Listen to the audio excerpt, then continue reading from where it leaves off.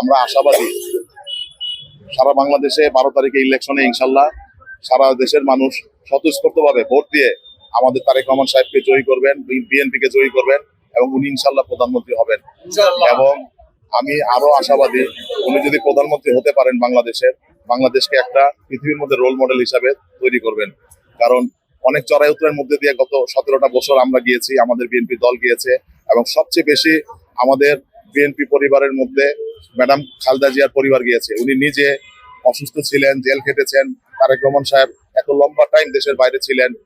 আমাদের এই এত কিছুর মাঝখানে আজকে ম্যাডাম নাই, ম্যাডামের মানে না থাকার মধ্যে আমাদের নির্বাচনটা করতে হচ্ছে। আমরা সবাই দোয়া করি আল্লাহ তাআলা যেন ওনাকে ব্যস্ত নসিব করেন এবং আমরা যেন ওনার সেই জয়টাই আমরা পাই এবং জনগণ যেন আমাদেরকে সেইভাবে জয় হওয়ার পথে এগিয়ে দেন।